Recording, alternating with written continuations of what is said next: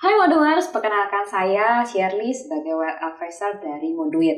Dalam video kali ini kita kedatangan Bu Mariam Kartika dari Bank DBS Indonesia. Hai Bu Mariam. Halo Shirley. Langsung aja Bu, kita mau ngobrol-ngobrol tentang obligasi nih. Oke. Obligasi itu apa sih Bu? Obligasi. Obligasi itu adalah kan salah satu instrumen investasi. Pada dasarnya dia adalah surat utang. Surat utang yang diterbitkan oleh satu penerbit, anggap seperti pemerintah ya, yang diberikan oleh investornya, dapat diperjualbelikan, dan nantinya investor yang membeli obligasi ini akan mendapatkan keuntungan dengan seperti kupon dan juga pokok yang dikembalikan saat jatuh tempo. Kan ada obligasi perdana dan obligasi pas di sekunder ya Bu? Iya, betul. Itu apa bedanya Bu? Kalau perdana itu namanya juga perdana, jadi masih baru. Saat pertama kali diluncurkan, launching awal itu dibilang pasar perdana dan nggak ada komponen namanya accrued interest atau bunga berjalan. Contohnya seperti ada ORI, ya, SR, nah itu kan juga ada masa perdananya. Sedangkan sekunder itu sudah diperjualbelikan di market, harganya bisa lebih tinggi, lebih rendah, dan ada accrued interest ketika nasabah mau membelinya. Contohnya seperti ada FR ya, fixed rate, ada Indon, kita juga punya yang syariah seperti PBS atau Indois. Wah, apa itu Bu bedanya dari jenis-jenis itu? Nah, bedanya ya, kalau yang kayak ORI, SR, dia ada pasar perdananya, lalu nanti setelah masa MHP, minimum holding period, dia ada sekundernya ya. Jadi harganya bisa lebih rendah, lebih tinggi saat masa perdana kan harganya di par. Sedangkan kalau kayak FR, nah itu FR Indon itu tipe yang konvensional. Ya, dia tidak ada pasar IPO-nya tapi langsung di sekunder. Jadi harganya mungkin bisa lebih tinggi atau lebih rendah daripada saat membeli di pasar perdana. Kalau yang syariah namanya juga syariah ya. Jadi ada mendasarkan hukum dengan secara syariahnya. Jadi lebih aman bagi yang mempunyai keinginan berinvestasi dengan hukum syariah seperti PBS dan juga Indois. Kalau Indon? Kalau Indon itu seperti FR tapi dengan denominasi non rupiah. Oh, oke. Nah Bu, kalau kita mau membeli atau berinvestasi di obligasi ini ya Bu, apa sih yang penting dilihat? Apakah yieldnya atau kuponnya dan kenapa? Nah, sebenarnya itu kembali kebutuhan nasabah seperti apa. Jadi kalau tipe nasabah yang dia mau berinvestasi hold until maturity, jadi keep aja sampai jatuh tempo, mungkin bisa dipilih dengan kupon yang lebih tinggi. Ya, karena dia kan mungkin punya kebutuhan untuk dapat kupon yang tinggi aja gitu kan ya, dia nggak mau trading. Tapi kalau memang dia tipe yang saya mau beli untuk saya bisa dapatkan capital gain, ya boleh pilih yang yieldnya tinggi. Karena kalau yieldnya tinggi berarti biasanya harganya lebih terkoreksi, lebih murah. Jadi dia bisa punya keuntungan ketika harganya lebih tinggi, dia bisa profit taking. Oke. Boleh nggak Bu kita simulasiin Bu keuntungan obligasi dari FR atau Indon ini? Oke.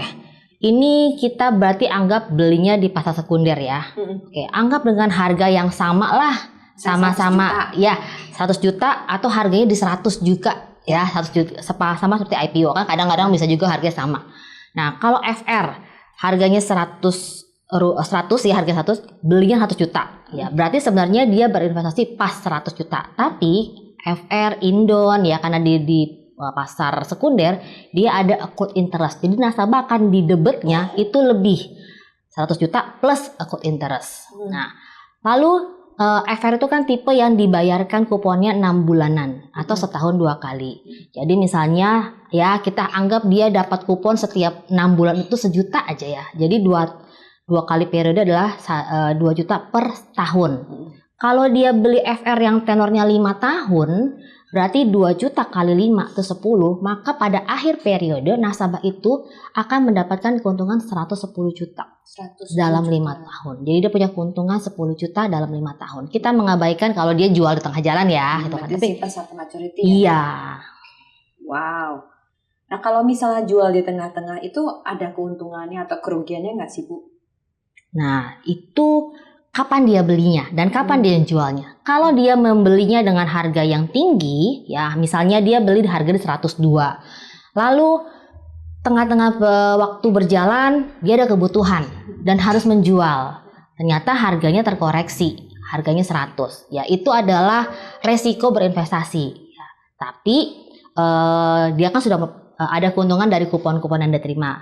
Nah, kembali juga kalau dia membelinya di harga yang 100 lah, anggap dia belinya di pasar perdana, dia beli di 100, lalu di pasar sekunder dia jual, harganya udah tinggi, anggap 102.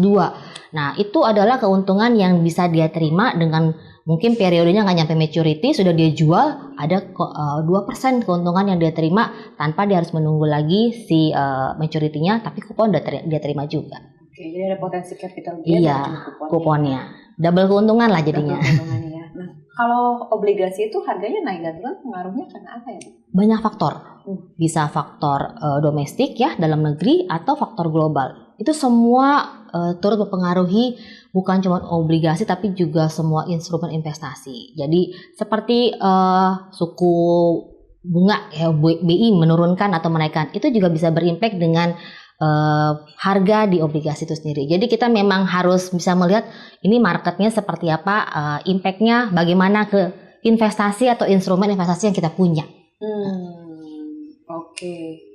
Nah, kalau misalnya rekomendasi Bu, ini kan FR dan Indon ini ada banyak serinya ya Bu. Betul. Ya? Rekomendasi dong Bu, apa sih seri FR atau Indon yang menarik? Oke.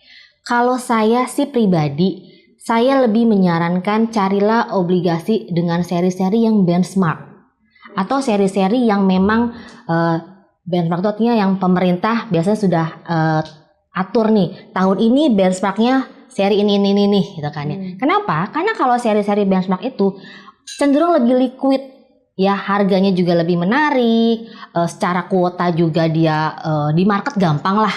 Jadi nasabah ketika dia mau investasi, dia mau jual, dia mau beli lagi, itu nggak banyak masalahnya gitu dibanding kalau dia beli seri-seri yang mungkin nggak terlalu liquid gitu loh, atau mungkin tidak terlalu banyak peminatnya. Nah, saran saya sih carilah obligasi-obligasi yang seri-serinya tuh setiap tahun pemerintah punya sih, baik Indon atau FR yang benchmark. Itu pasti oke. Itu lihatnya gimana? Ada biasanya kita lihat di websitenya Kementerian Keuangan ya, atau biasa dari media massa juga kita suka dapat informasi ini pemerintah tahun ini benchmarknya ada biasa sekitar 5 atau 6 series, nah mereka akan informasikan. Oke. Bu, kalau misalnya investasi di bonds atau obligasi ini tuh sebenarnya siapa sih Bu yang cocok untuk investasi di bonds? Kalau siapa, saya bilang siapa saja. Mungkin Shirley juga. Ya, siapa saja boleh, yang penting dia sudah punya SID ya, Single Identification Investor ya. Okay.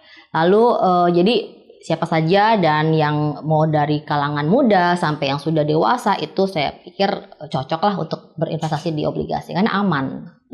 Atau Bu, kalau mungkin biar berasa untungnya gitu ya, minimal yang punya dana atau investasi harus.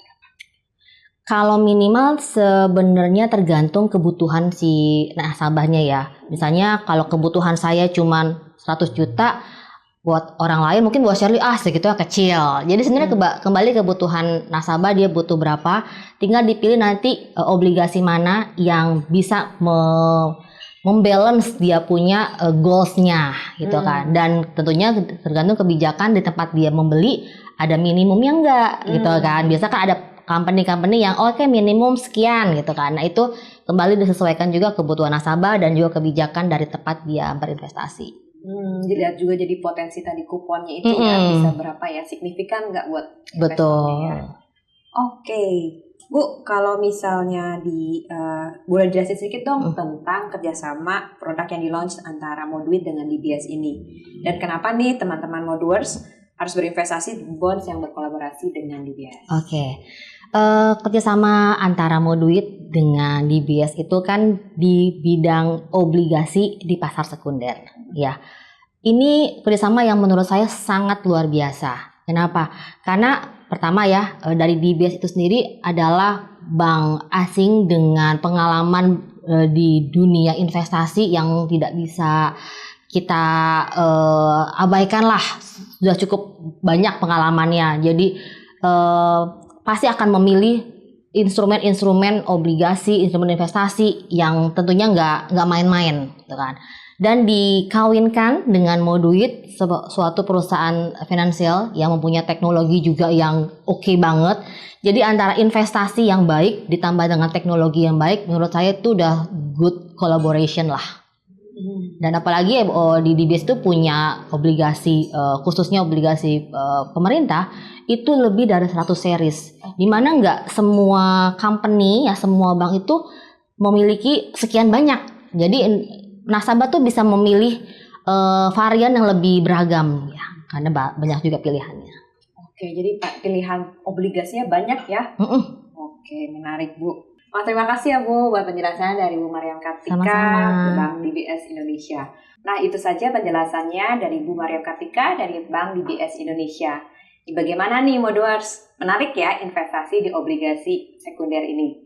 Tanggal 15 Oktober yang lalu, kita baru saja launching kolaborasi antara Moduit dengan Bank DBS Indonesia untuk menyediakan secondary bonds. Dan buat Modoers yang ingin berinvestasi secondary bond, bisa langsung saja download di aplikasi Moduit Play Store maupun juga App Store.